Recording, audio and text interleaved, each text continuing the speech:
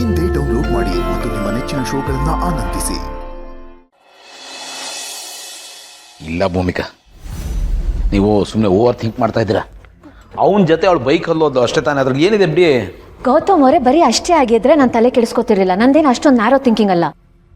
ನಾನು ನೋಟಿಸ್ ಮಾಡಿದ್ದೀನಿ ಗೌತಮ್ ಅವರೇ, ದಿನದಲ್ಲಿ ಅವಳಿಗೆ ಎಷ್ಟು ಕಾಲ್ಸ್ ಬರುತ್ತೆ ಗೊತ್ತಾ? ಆ್ಯಂಡ್ ಕೇಳಿದ್ರೆ ಫ್ರೆಂಡಿಗೆ ನೋಟ್ಸ್ ಕಳಿಸ್ಬೇಕು ಅನ್ನೋ ಸ್ಟ್ಯಾಂಡರ್ಡ್ ಆನ್ಸರ್ ಇಟ್ಕೊಂಡ್ಬಿಟ್ಟಿದ್ದಾಳೆ.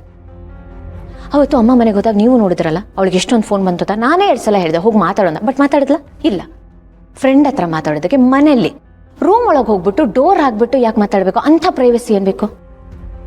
ಫ್ರೆಂಡಿಗೆ ಯಾರಾದರೂ ಚೈಲ್ಡ್ ಅಂತ ಹೆಸರು ಸೇವ್ ಮಾಡ್ತಾರಾ ಫೋನಲ್ಲಿ? ಹೇಳಿ, ನಿಮಗೆ ಅರ್ಥ ಆಗ್ತಿಲ್ಲ. ಅವಳು ಈ ರೀತಿ ಡೈವರ್ಟ್ ಆದರೆ ಅವಳ ಗುರಿ, ಅವಳ ಭವಿಷ್ಯ ಏನಾಗಬೇಡ. ಕನ್ಸರ್ನ್ ನನಗೆ ಅರ್ಥ ಆಗತ್ತೆ ರೀ. ಅವ್ನು ಯಾರೋ ಬ್ಯಾಚ್ ಮೇಟ್ ಇರ್ಬೋದು ಅಥವಾ ಪರಿಚಯದವನು ಇರ್ಬೋದು. ಕ್ಲಾಸ್ಮೇಟ್ ಆಗಿದ್ರೆ ಕ್ಲಾಸ್ ಅಟೆಂಡ್ ಮಾಡಬೇಕಲ್ವಾ? ಇನ್ಸ್ಟಿಟ್ಯೂಟ್ ಯಾಕೆ ಬಂಕ್ ಹಾಕಬೇಕು? ಇಲ್ಲ ಗೌತಮ್ ಅವರೇ, ನಾನು ನೋಡಿದ್ದೀನಿ ಇತ್ತೀಚೆಗೆ ಅವಳು ಮನೆಯಿಂದ ಆಚೆ ಓಡೋದಕ್ಕೆ ನೋಡ್ತಿರ್ತಾಳೆ. ತಿಂಡಿ ಮಾಡು, ಊಟ ತೊಗೊಂಡೋಗೋದು ಬೇಡ, ನಾನು ಅಲ್ಲಿ ಮಾಡ್ತೀನಿ ಅಂತ ಓಡೋಗ್ಬಿಡ್ತಾಳೆ. ಇದ್ಯಾವುದೂ ಸರಿ ಅನ್ನಿಸ್ತಿಲ್ಲ ನೋಡಿ. ನನಗಿರೋ ಯೋಚನೆ ಒಂದೇ, ಈಗಾಗಲೇ ಅವಳು ತುಂಬಾ ನೋವು ಅನುಭವಿಸ್ಬಿಟ್ಟಿದ್ದಾಳೆ, ಮೋಸ ಹೋಗಿದ್ದಾಳೆ. ಅದು ಮತ್ತೆ ರಿಪೀಟ್ ಆಗಬಾರ್ದು. ಅವಳ ಋಣ ನನ್ನ ಮೇಲೆ ತುಂಬಾ ಇದೆ ಗೌತಮ್ ಅವ್ರು. ಅವಳು ನನಗೋಸ್ಕರ ತನ್ನ ಜೀವನನೇ ತ್ಯಾಗ ಮಾಡಿದ್ದಾಳೆ. ಅವತ್ತಿಂದ ಇವತ್ತಿನವರೆಗೂ ನನ್ನ ಜೊತೆಲೇ ಇದ್ದು ನನ್ನ ನೆರಳಾಗಿ ನನ್ನ ಹಿಂದೆನೇ ಹೆಜ್ಜೆ ಇಟ್ಟಿದ್ದಾಳೆ. ಅವಳಿಗೆ ಈ ಜೀವನ ಅಗತ್ಯ ಇರಲಿಲ್ಲ.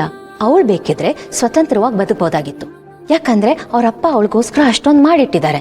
ಬಟ್ ಅವಳು ಅದನ್ನು ಆಯ್ಕೆ ಮಾಡಿಲ್ಲ. ಯಾಕಂದ್ರೆ ಅವಳಿಗೆ ನಾನಂದ್ರೆ ತುಂಬಾನೇ ಪ್ರೀತಿ, ನನ್ನ ಮೇಲಿರೋ ಕಾಳಜಿ. ಅದನ್ನ ನಾನು ರೆಸಿಪ್ರೊಕೇಟ್ ಮಾಡ್ಬೇಕಲ್ವಾ? ಅದು ನನ್ನ ಕರ್ತವ್ಯ ಅಲ್ವಾ? ಅವಳಿಗೆ ಯಾರಿಂದಾನು ದ್ರೋಹ ಆಗ್ಬಾರ್ದು, ಅನ್ಯಾಯ ಆಗ್ಬಾರ್ದು ಅಷ್ಟೇ. ಸರಿ, ಇಷ್ಟೊಂದು ಓವರ್ ಥಿಂಕ್ ಮಾಡಿ ತಲೆ ಕೆಡಿಸ್ಕೊಳ್ಳೋ ಬದಲು ಏನು ನಿನ್ನ ಕತೆ ಅಂತ ಅವಳನ್ನೇ ಡೈರೆಕ್ಟಾಗಿ ಕೇಳ್ಬೋದಲ್ವಾ? ಅದನ್ನು ಬಿಟ್ಬಿಟ್ಟು ಅವಳನ್ನು ಫಾಲೋ ಮಾಡಿ ಇನ್ವೆಸ್ಟಿಗೇಟ್ ಮಾಡೋ ಗತಿ ಏನಿದೆ? ಏನು ಎತ್ತ ಅಂತ ಗೊತ್ತಿಲ್ಲದೆ ಏನಂತ ಪ್ರಶ್ನೆ ಮಾಡಲಿ ನಾನು? ಈಗೆಲ್ಲ ಗೊತ್ತಾಗಿದೆಯಲ್ಲ, ಅವ್ಳು ಕ್ಲಾಸ್ಗೆ ಹೋಗ್ತಾ ಇಲ್ಲ, ಇನ್ಯಾರ ಜೊತೆ ಬೈಕ್ನಲ್ಲಿ ಸುತ್ತಾ ಇದ್ದಾಳೆ ಅಂತ ಪ್ರೂಫ್ ಸಮೇತ ಪ್ರಶ್ನೆ ಮಾಡ್ಬೋದಲ್ಲ? ಕರೆಕ್ಟ್, ಬಟ್ ಅದು ಇನ್ನಷ್ಟು ಕನ್ಫ್ಯೂಷನ್ಸ್ ಕ್ರಿಯೇಟ್ ಮಾಡುತ್ತಲ್ವಾ? ಏನು ನನ್ನ ಕ್ಯಾರೆಕ್ಟರ್ ಸರಿಗಿಲ್ಲ, ನಾನು ಫಾಲೋ ಮಾಡ್ಕೊಂಡು ಬಂದಿದ್ದೀರಾ, ನನ್ನ ಮೇಲೆ ಡೌಟ್ ಪಡ್ತಿದ್ದೀರಾ ಅಂತ ಅವಳೇನಾದ್ರು ಅನ್ಕೊಂಡ್ರೆ? ನೋಡಿ, ಅವಳ ದೃಷ್ಟಿಯಲ್ಲಿ ಸಣ್ಣವಳಾಗಕ್ಕೆ ನನಗಿಷ್ಟ ಇಲ್ಲ. ಸರಿ, ಈಗ ಏನು ಮಾಡಬೇಕು ಅಂದ್ಕೊಂಡಿದ್ದೀರಾ? ನಾನು ಇಷ್ಟೊತ್ತು ನಿಮ್ಮ ಹತ್ರ ಯಾಕೆ ಮಾತಾಡ್ದೆ ಹೇಳಿ? ಏನು ಮಾಡೋದು ಗೊತ್ತಾಗದೆ ನಿಮ್ಮ ಹತ್ರ ಕೇಳ್ತಿದ್ದೀನಿ. ಓಕೆ, ಒಂದು ಫ್ರೆಂಡಾ ಅಥವಾ ರಿಲೇಷನ್ಶಿಪ್ಪಲ್ಲಿ ಇದ್ದಾರಾ ಅಂತ ತಿಳ್ಕೊಬೇಕಲ್ವಾ? ಅದನ್ನು ಕೇಳೋದಕ್ಕೆ ನಿಮಗೂ ಮುಜುಗರ, ನನ್ನ ಕೈಲೂ ಆಗಲ್ಲ. ಅದೇ ಏನು ಮಾಡಬೇಕು ಅಂತ ಅರ್ಥ ಆಗ್ತಿಲ್ಲ. ಈಗ ನಾವೇ ಮುಂದೆ ನಿಂತು ಒಂದು ಮದುವೆ ಸಂಬಂಧ ತಂದು ಏನು ಮಾತಾಡ್ತಿದ್ದೀರಾ ಗೌತಮ್ ಅವ್ರೆ? ಸುಮ್ಮನೆ ರೀ, ಈ dummy part of the plan ಇದು. ನಾನು ಹೇಳಿದ್ರು ಪೂರ್ತಿಯಾಗಿ ಕೇಳಿಸ್ಕೊಳ್ಳಿ. ಈಗ ನಾವು ಒಬ್ಬ ಹುಡುಗನ ನೋಡಿದ್ದೀವಿ. ಹುಡುಗನ ಕಡೆಯವರು ಸಂಜೆ ನೀನು ನೋಡೋಕೆ ಬರ್ತಾ ಇದ್ದಾರೆ, ಬಿ ರೆಡಿ ಅಂತ ಒಂದು ಬಾಂಬ್ ಹಾಕೋಣ.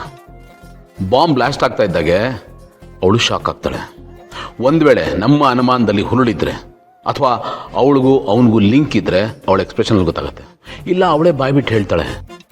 ಈಗ ಅವಳ ಮನಸ್ಸಿನಲ್ಲಿರೋದನ್ನು ಆಚೆ ಹಾಕೋದಕ್ಕೆ ನಾವು ಈ ಥರದ್ದು ಏನಾದರೂ ಒಂದು ಸಿಚುವೇಶನ್ನ ಕ್ರಿಯೇಟ್ ಮಾಡಬೇಕು. ಆ ಕಡೆ ಹಾವು ಸಾಯಲಿಲ್ಲ, ಕೋಲು ಮುರಿಲಿಲ್ಲ ಅನ್ನೋ ಥರದ್ದು ಏನಾದರೂ ಒಂದು ಕ್ರಿಯೇಟ್ ಮಾಡಬೇಕೀಗ. ಹಾಂ, ಇದನ್ನೇ ಮಾಡೋಣ. ಒಳ್ಳೆ ಐಡಿಯಾ ಇದು. ಮಾಡಿ